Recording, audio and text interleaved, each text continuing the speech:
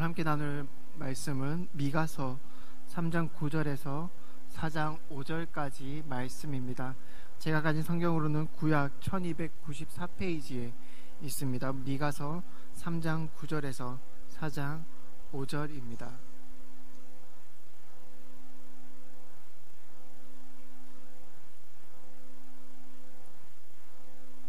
우리 아직 못 찾으신 분들이 조금 있는 것 같아서 조금 기다렸다가 함께 읽도록 하겠습니다.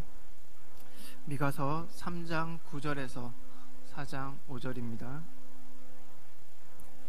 미가서 3장 9절입니다.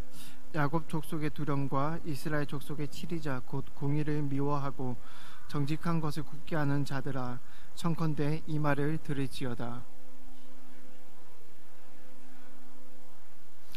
그 두령은 뇌물을 위하여 재판하며 그 제사장은 삭을 위하여 교훈하며 그 선지자는 돈을 위하여 점치면서 오히려 여호와를 의뢰하여 이르기를 여호와께서 우리 중에 계시지 아니하냐, 재앙이 우리에게 임하지 아니하리라 하는도다.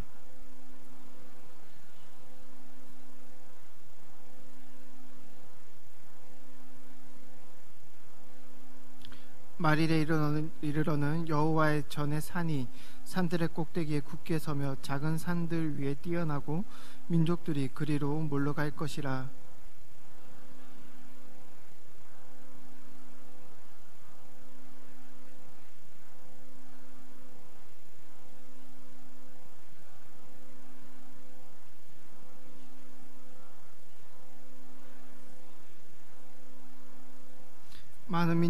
그가 많은 민족 중에 심판하시며 먼 곳 강한 이방을 판결하시리니 무리가 그 칼을 쳐서 보습을 만들고 창을 쳐서 낫을 만들 것이며 이 나라와 저 나라가 다시는 칼을 들고 서로 치지 아니하며 다시는 전쟁을 연습하지 아니하고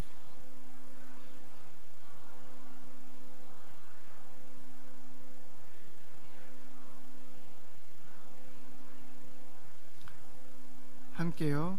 만민이 각각 자기의 신의 이름을 빙자하여 행하되 오직 우리는 우리 하나님 여호와의 이름을 빙자하여 영원히 행하리로다. 아멘. 할렐루야. 우리 옆 사람이랑 이렇게 한번 인사할까요? 지금 이 시간에 여기에 있는 당신이 승리자입니다.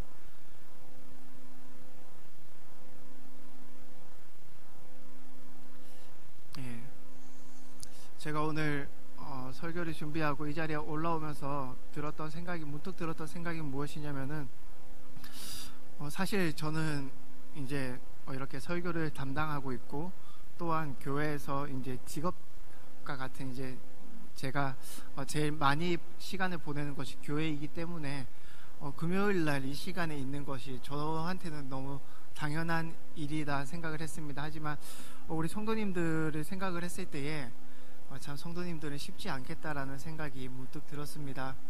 우리 젊으신 분들은 이제 매우 뜨거운 밤을 보내야 될 그 금요일인 것 같고요. 그리고 우리 조금은 나이가 있으시고 가정이 있으신 분들은 이제 휴식을 취해야 되는 그 금요일 밤 시간입니다. 그럼에도 불구하고 참 그것들을 포기하고 이 시간에 나와서 함께 예배드리는 여러분이 오늘따라 왠지 이렇게 너무 좀 귀해 보이고 또 제 마음으로는 사랑스러워 보입니다. 우리 옆 사람이랑 한 번 더 이렇게 인사할까요? 하나님께서 당신을 기뻐하실 것입니다. 이렇게 인사할게요.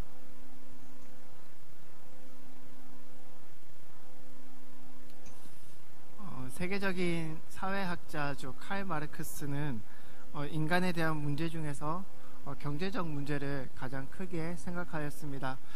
경제적 분배가 모두 공평하게 일어난다면, 그래서 모두가 불만이 없이 경제적으로 부족함이 없다면은, 그래서 경제 문제가 해결된다면은 이 사회가 평안해질 것이다 라고 생각했던 학자였습니다.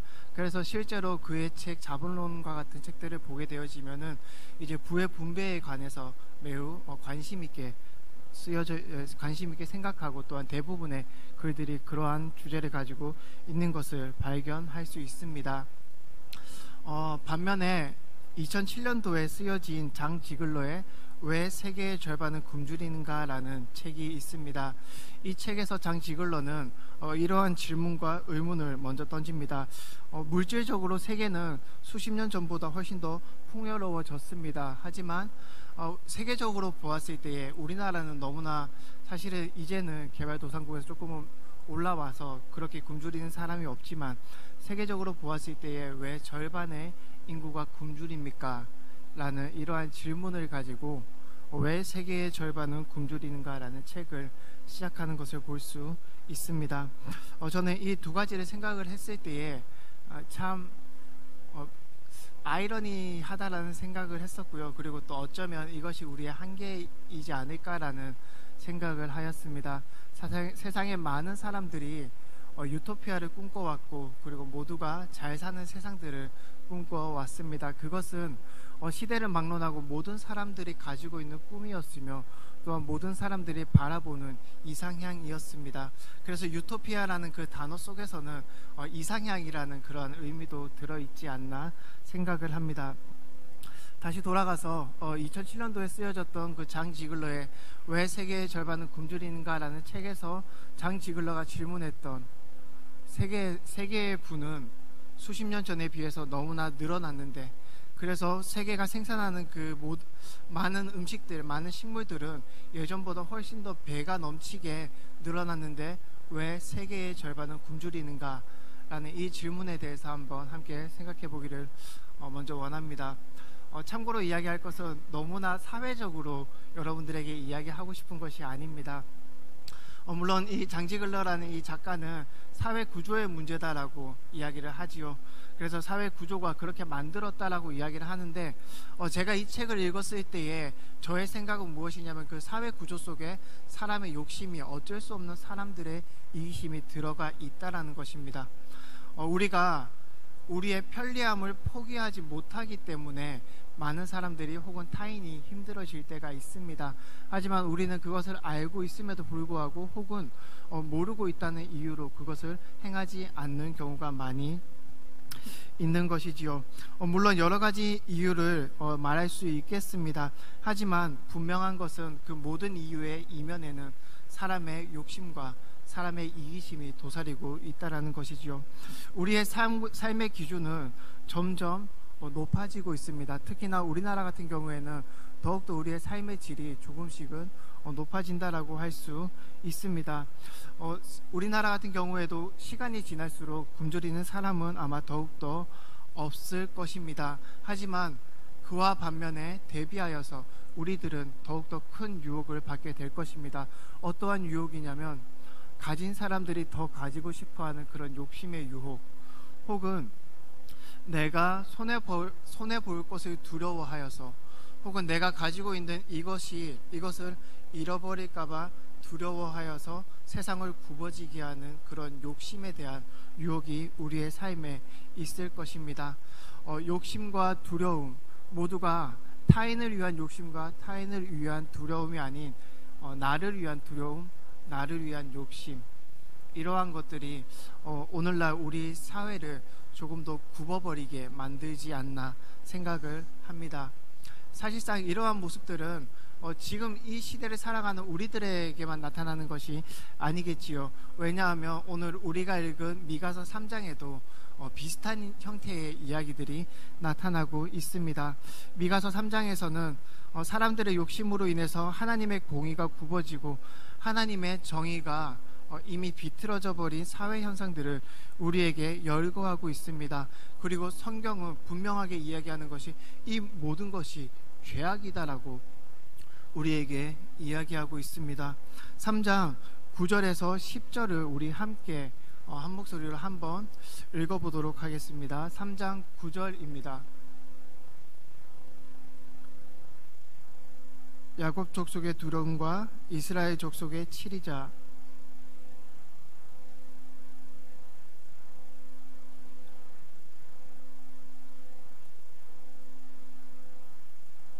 아멘. 그리고 11절이지요. 그 두령은 뇌물을 위하여 재판하며 그 제사장은 삭슬을 위하여 교훈하며 그 선지자는 돈을 위하여 점치면서 오히려 여호와를 의뢰하여 이르기를 여호와께서 우리 중에 계시지 아니하냐, 재앙이 우리에게 임하지 아니하리라 하는도다. 이것이 오늘 미가서에 나오는 사회의 현상을 보여주고 있습니다. 어떻게 이야기를 하고 있습니까? 하나님의 말씀보다는 자신들의 이득 혹은 자신들의 물질이 조금 더 우선시되는 모습을 보여주고 있습니다. 오늘 본문에서 나타나는 미가서 3장에서 나타나는 이스라엘이 정말 패역하게 느껴지는 장면이 무엇이냐면은 선지자들이, 그 이스라엘 백성들이 뇌물을 받고, 두령들은, 지도자들은 뇌물을 받고 판결을 굽게 하고, 선지자들은 그 삭슬 통하여서 거짓 예언을 사람들에게 이야기를 하면서 그들의 입술에는 하나님이라는 그 단어가 떠나지 않았다라는 것입니다. 11절에 보면은 여호와께서 우리 중에 계시지 아니하냐, 그렇기 때문에 우리가 이렇게 행한다 하더라도 재앙이 우리에게 임하지 아니할 것이다 라고 이야기하고 있는 것입니다. 이 모습을 볼 때에, 이러한 모습들을 하나님께서 바라보았을 때에 이스라엘의 패역은 더욱더 심했다라는 것이죠. 하나님의 율법을 아는 자들이, 하나님의 말씀을 아는 자들이 그 말씀을 따라가는 것이 아니라 도리어 그 말씀을 이용하여서 자신을 위하여서 사용했던 그 모습, 자신들의 욕심을 채우기 위하여서 다른 사람들을 핍박하고 다른 사람들을 더 피해 입히고 뇌물을 받음으로 인하여서 오히려 정의로운 사람이 피해를 보는 그러한 사회를 만들었다라고 이야기를 하는 것이죠. 그렇기 때문에 오늘 성경은 분명하게 이들의 모습을 죄악이다라고 이야기하고 있습니다. 이러한 모습들을 볼 때에 참 안타깝게도 우리들의 현실 속에서 우리들의 모습과 참 오버랩돼서 보이는 부분들이 많이 있습니다. 저는 다른 것보다 그들의 입술에 하나님이 떠나지 아니하였다라는 그 사실이 너무나도 가슴 아팠으며, 또한 그 모습이 우리들의 삶 가운데서 더 비슷하게 나타나지 않나라는 생각을 합니다. 뇌물을 받는다는 것, 그리고 그 삭슬을 위하여서 거짓 예언을 한다는 것은 특징적으로 어떠한 한 지위를 가진 사람들만이 행할 수 있는 잘못입니다. 그와 반면에 여호와의 이름이 떠나지 아니하며 불법을 행하고 여호와의 율법을 따르지 아니하고 하나님의 말씀을 따르지 않는 그러한 모습들은 우리들의 일상생활 속에서 그리스도인이다라고 이야기를 하는 내 삶 속에서, 하나님을 믿으며 이 시간에 모여 하나님 앞에 예배드리는 나의 삶 속에서 떠나지 아니하는 그 모습과 비슷하지 않나라는 것을 생각해보고 또한 여러분들과 함께 나누기를 간절히 원합니다. 이 모습에 대해서, 제가 지금 설교하는 이러한 모습들에 대해서 범인은 여러분들도 포함이 되겠지만 물론 저의 삶과 저의 생활들도 포함이 되고 있겠지요. 3장의 예루살렘은 폐허였습니다. 예루살렘의 하나님의 정의와 공의는 사라진 지 오래되었습니다. 반면에 오늘 우리가 함께 읽은 미가서 4장을 보게 되어지면은 3장의 내용과는 너무나도 반대되는 모습을 우리에게 보여주고 있습니다. 다른 사람이 썼나? 라는 생각이 들 정도로, 그리고 어떠한 논리적 전개가 전혀 나오지 않는 상태에서 다시금 미가서 4장은 우리에게 회복을 이야기하고 있습니다. 하나님 나라를 우리에게 보여주고 있는 것이지요. 그 패역한 시대의 사람들에게 이미 하나님의 이름을 망령되이 일컫기 시작하는, 그리고 그렇게 생활하는 것이 습관이 된 그들에게 미가는, 오늘 선지자 미가는 하나님의 나라는 어떠한 곳이다라는 것을 그들에게 예언을 통하여서, 묵시를 통하여서 이야기하고 있습니다. 너무나 동떨어진 이야기이죠. 이 시대의 사람들도 이 말씀을 받았을 때에는 어떻게 이런 나라가 이루어질 수 있을까라는 생각을 했을 것입니다. 그리고 이 말씀을 보았을 때 지금 우리 현실에서도 생각을 한다면은 참 이루어지기 어려운 말씀이다라는 그 생각이 떠나지 않습니다. 먼 곳에 강한 이반을 판결하시고 무리가 그 칼에 쳐서 보습을 만든다라고 오늘 본문은 이야기를 하는 것이죠.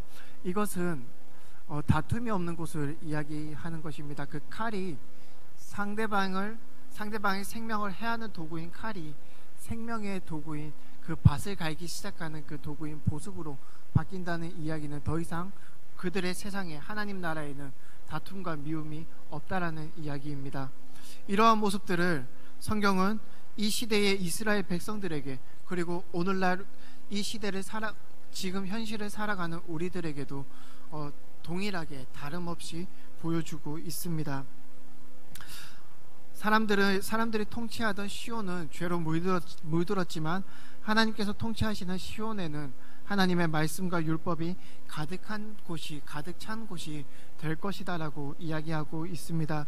이스라엘의 우두머리들은 모두 그 우두머리들의 모든 악행들은 세상 그 어떤 사람보다 으뜸이었지만 하나님의 시온은 세상의 모든 산들보다 높아질 것이다 라고 이야기를 하고 있습니다. 무엇보다 사람의 통치는 뇌물과 부당한 재판들로 인하여서 약한 자들이 눈물 흘리는 곳이지만 하나님 나라는 칼과 창이 보습과 쟁기가 되어서 더 이상 한 사람은 울고 한 사람은 웃는 그러한 세상이 아니다라고 이야기하며 많은 사람을 살리는 나라로 이야기하고 있습니다.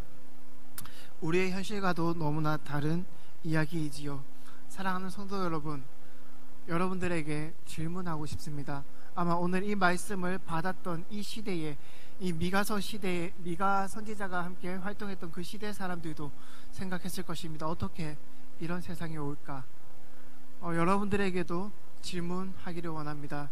사랑하는 성도 여러분, 여러분들의 삶에서 하나님 나라가 회복할 수 있겠습니까? 하나님을 믿는 여러분들이 예수 그리스도를 따른다라고 우리의 입술로 고백하고 마음으로 고백하고 이 자리에 있는 참 귀한 하나님의 백성인 여러분들의 삶에서 하나님 나라의 그 삶을 회복할 수 있겠습니까? 만약에 있다면, 조금 현실적인 질문인데 어떻게 이루어질 수 있겠습니까? 한번 생각해 보아야 하는 문제입니다.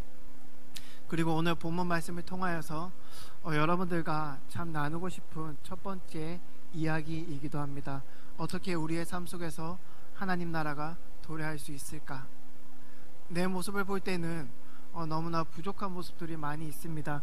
여기 서 있는 저 역시도 여러분들이 알지 못하는 여러 가지의 부족한 모습과 또한 악한 모습들이 있겠지요. 그것은 하나님만이 아실 것입니다. 제가 저를 보았을 때에도 참 그 나라가 내가 만들기는 힘들겠다라는 생각이 드는데, 교회에서 사역을 하며 너무나 좋은 사람들 곁에서 둘러싸여져서 별로 화낼 것도 없는 환경 속에서 살아가는 나도 그런 생각을 하는데, 악한 세상에서 살아가시는 여러분들의 삶에서 하나님 나라는 어떻게 도래하겠습니까? 오늘 성경에서 함께 그 말일이라는 단어에 초점을 맞추기를 원합니다. 우리 4장 1절입니다. 한번 함께 읽어보겠습니다. 시작.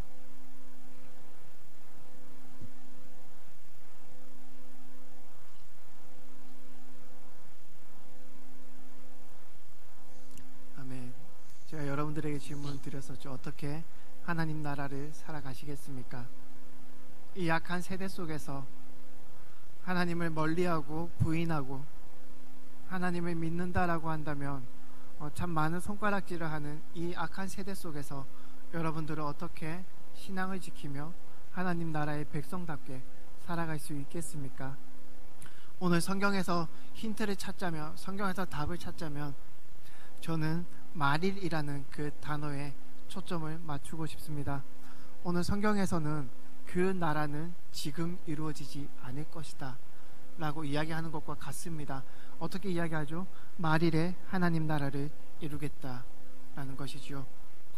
여기서의 말일은 여러분들에게 지금 당장 할 수 없으니까 여러분들은 마음껏 사십시오라고 이야기하는 것이 아닙니다.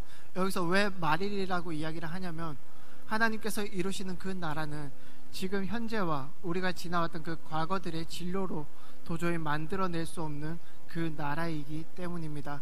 쉽게 이야기를 하자면 하나님의 그 나라는 내가 이제껏 살아왔던 나의 힘과 나의 노력과 나의 어떠함으로는 도저히 만들어질 수 없는 나라다라는 것을 의미하는 단어가 바로 4장 1절에서 나타나는 말일이라는 단어입니다. 그렇기에 말일에 하나님께 이루겠다라는 그 이야기는 하나님의 주권으로 그 나라가 시작될 것이다라는 이야기와 동일합니다. 하나님 나라의 그 아름다운 이야기는 우리에게서 시작되어지는 것이 아니라 하나님으로부터, 예수 그리스도로부터, 성령으로부터 시작된다는 의미를 가지고 있습니다. 그렇기 때문에 말세의 그날에 이루시는 하나님의 나라는 하나님의 주권으로 되는 것이지 우리의 어떠함으로 되는 것이 아님을 우리는 기억해야 될 것입니다. 우리 함께 사도행전 2장 17절인데 함께 한 목소리로 읽어보도록 하겠습니다. 아마 뜰 거예요. 사도행전 2장 17절입니다. 없다고 합니다. 제가 읽어드리겠습니다. 하나님이 가라사대 말세에 내가 내 영으로 모든 육체에게 부어주리니 너희의 자녀들은 예언할 것이요 너희 젊은이들은 환상을 보고 너희 늙은이들은 꿈을 꾸리라. 사도행전 2장 17절 말씀입니다. 하나님의 성령이 너희에게 임할 때에, 하나님의 성령으로 너희와 함께 할 그때에, 말세에 이르면, 그 말일에 이르면 너희의 자녀들은 하나님 나라를 예언할 것이요 너희의 젊은이들은 하나님 나라의 환상을 볼 것이고 너희 늙은이들은 하나님 나라의 꿈을 꿀 것이다 라고 성경은 우리에게 이야기하고 있습니다.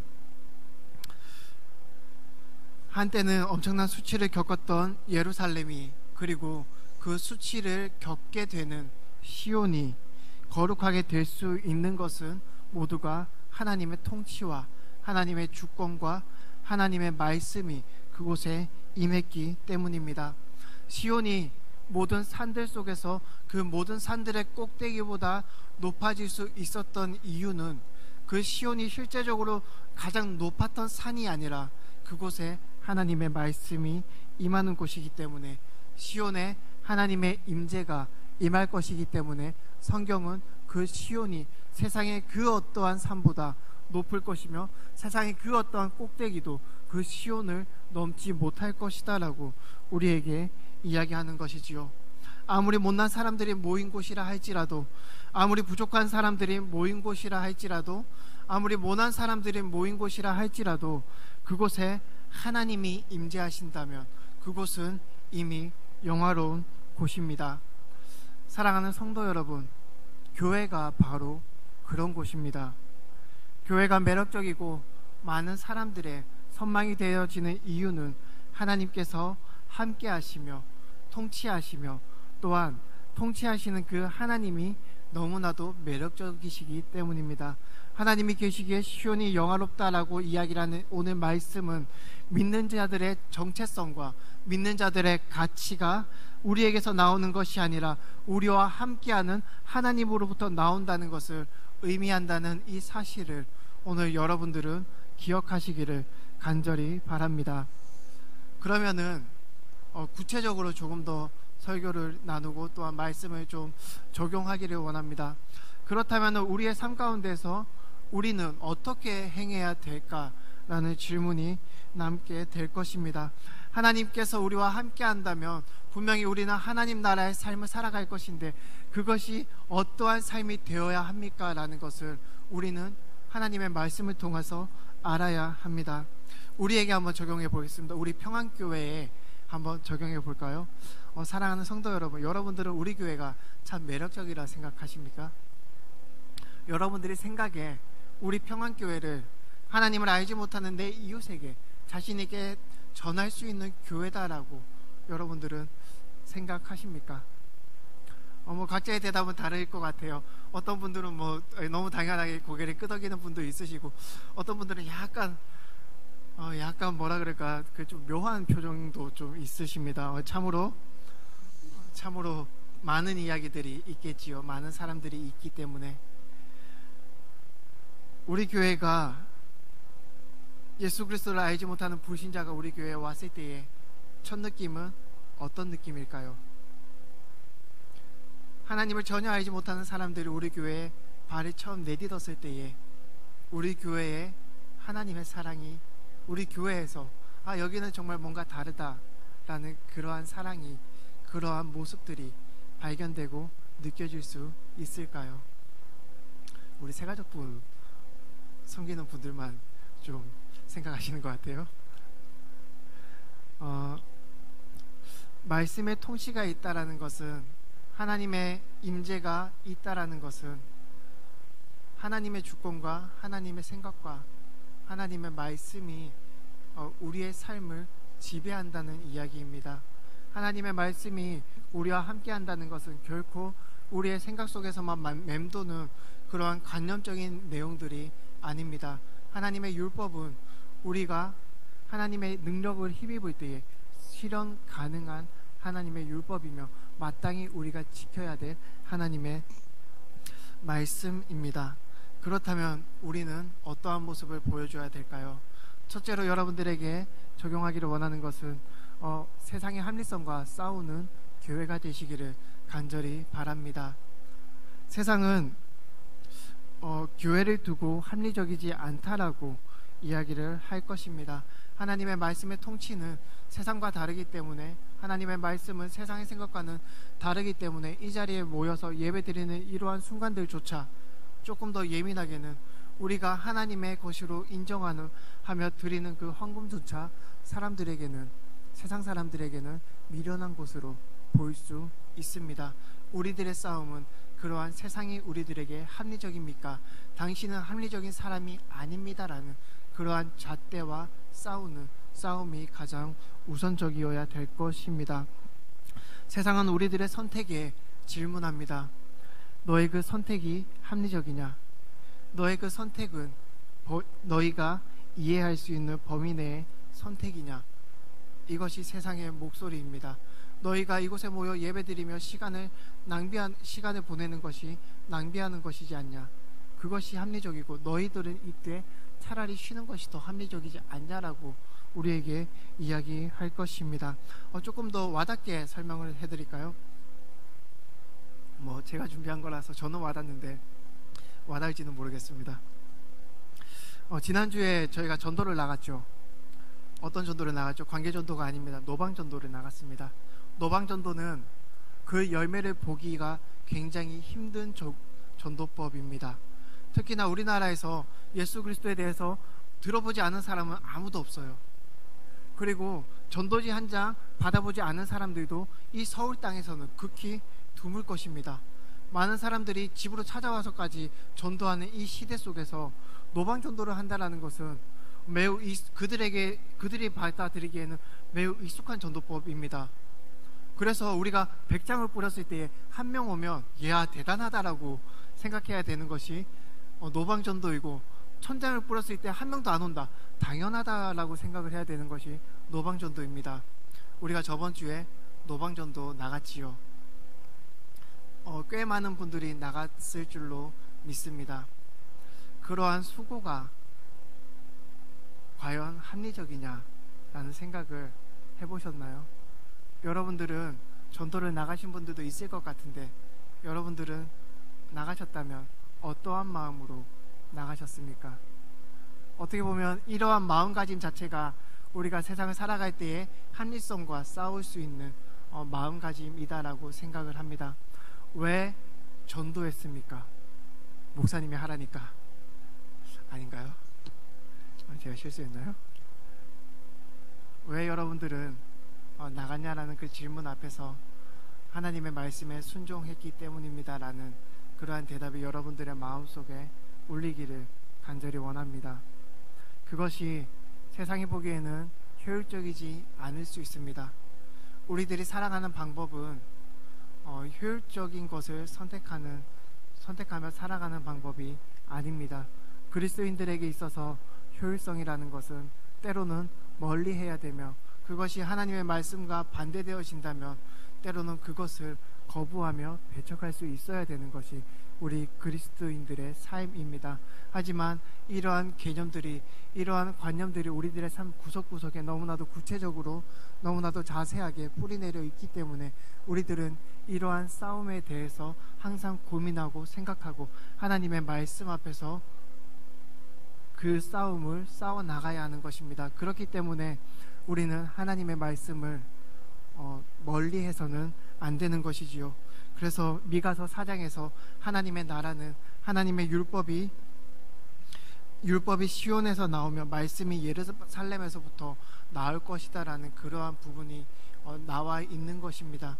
우리들이 하나님 나라의 백성으로 살아가기 위해서는 가장 먼저 합리성과 싸워야 하며, 또한 세상이 우리를 향하는 그 눈빛과 싸워야 할 것입니다.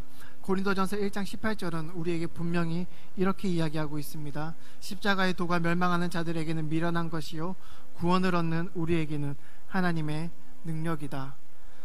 세상이 미련하다 하는 하나님의 미련함은 사람보다 뒤에 있으며 하나님의 약한 것이 사람보다 강하다.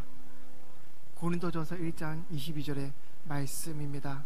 사랑하는 성도 여러분, 세상은 하나님의 백성으로 살아가는 여러분들에게 미련하다라고 이야기를 할 것입니다. 하나님의 말씀을 듣고자 노력하며 하나님의 통치를 우리들의 삶 속에서 실현하고자 노력할 때에 세상 사람들은 여러분들에게 비합리적이다라고 손가락질 할 것입니다. 하지만 오늘 성경은 우리에게 그것이 하나님의 방법이며 그 하나님의 미련함이 우리를 구원하는 하나님의 방법이다라는 것을 여러분들은 기억하시기를 간절히 원합니다. 마지막으로 하나님 나라의 백성은, 그리고 교회는 사랑해야 합니다. 오늘 본문 4장 3절에서 이야기하고 있는 칼을 쳐서 보습을 만들고 창을 쳐서 낫을 만든다는 이 이야기를 한 단어로 이야기를 하자면, 요약을 하자면 단순합니다. 사랑. 그 이상도 그 이하도 아닙니다. 왜냐하면 여기서 이야기하는 그 칼은 아까 말씀드렸지요, 서로를 죽이는 무기입니다. 창은 서로를 찌르는 무기예요. 서로를 상처 입히는 그 무기입니다. 하나님 나라는 그 무기가 바뀌어서 보습이 되어 생명을 일구는, 그 밭에 뿌려진 씨앗을 일구는 쟁기거든요. 보습이. 우리나라 그 개역 한글이 조금 어렵게 번역한 단어들이 몇 개 있어요. 그 중에 하나가 보습입니다. 쉽게 이야기하면 쟁기예요. 그리고 창을 낫으로 이야기를 합니다. 추수할 때 사용하는 그 낫으로 변할 것이다 라고 이야기를 하는 것이지요. 미움이 변하여 사랑이 되고, 시기와 질투가 변하여서 배려가 되고, 서로를 생각하는 이타심이 되고, 서로를 위하여서 내 것을 내어주는 그러한 삶의 태도로 된다는 것을 이야기하고 있습니다. 그렇기 때문에 이러한 정체성을 가진 우리들은, 그리고 하나님을 믿는다라고 이 자리에 모인 사람들은, 하나님을 믿는 사람들밖에 많잖아요. 하나님을 믿는 사람들이. 그 하나님을 믿는 사람들이 압도적으로 많이 모인 이 교회라는 공동체에서는 자연스럽게 사랑이 흘러야 하는 것이죠. 그것이 하나님 나라입니다. 가능합니까? 라고 여러분들에게 질문하고 싶어요. 여러분, 가능합니까? 여러분들이 지금 주위를 한번 둘러보시겠어요? 지금 내 옆에 있는 이 사람을 진심으로 내 몸과 같이 사랑할 수 있습니까? 그것을 행하는 곳, 사랑하는 곳이 바로 이곳이 되어야 될 줄로 믿습니다. 많은 사람들이 그런 것 같아요. 특히나 예수를 믿는 사람들이 더욱더 그런 것 같습니다. 이거는 예를 드는 거예요. 저희 교회를 이야기하는 것은 아닙니다. 예를 들어서 믿는 사람들끼리 서로가 이렇게 부딪히는 경우가 발생합니다. 싸우는 경우다라고 이야기를 하죠. 다투는 경우, 미워하는 경우, 서로 시기하는 경우, 서로 질투하는 경우가 생깁니다. 이럴 때는 매우 아이러니한 상황이 발생해요. 매우 웃긴 상황이 발생해요.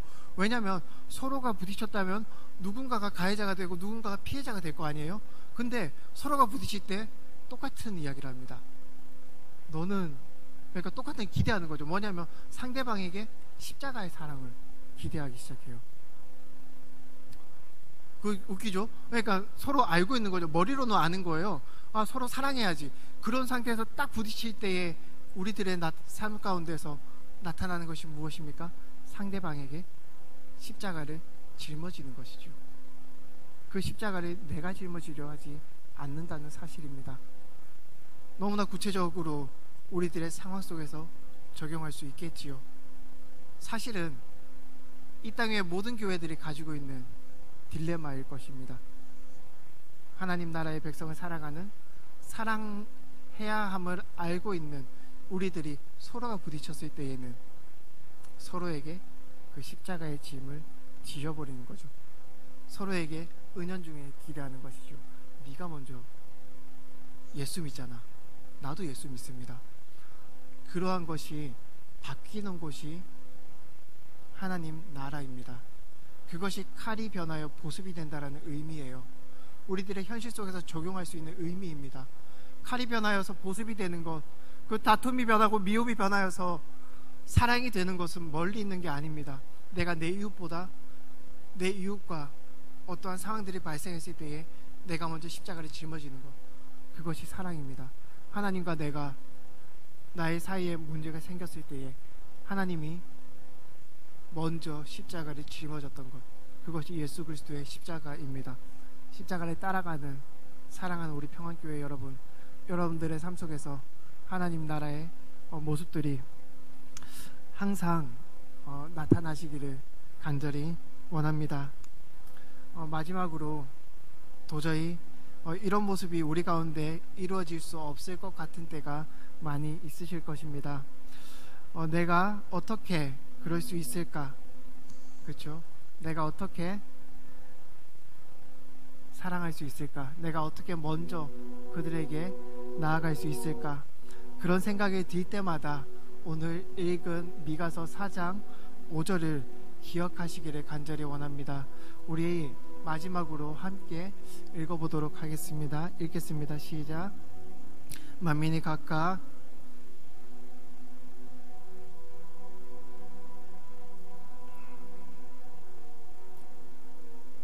아멘. 세상은 각각 자기의 신의 이름을 빙자하여 행하지만 우리는 우리 하나님의 이름을 힘입어 이루어야 할 일입니다. 우리는 하나님의 이름을 빙자하여 행하는 사람들입니다. 우리들의 삶의 행동과 태도 속에서는 하나님의 말씀과 하나님의 생각과 하나님의 관점이 묻어나야 합니다. 이를 위하여서 기도하기를 간절히 원합니다. 우리 안에서 일을 시작하시는 분이 하나님이심을 믿으시고 그 일을 이루시는 분도 하나님이심을 믿으십시오. 하나님께 기도하며 함께 하나님 나라를 이루어가는 귀한 교회가 되기를, 그리고 귀한 성도님들 되기를 간절히 소망합니다.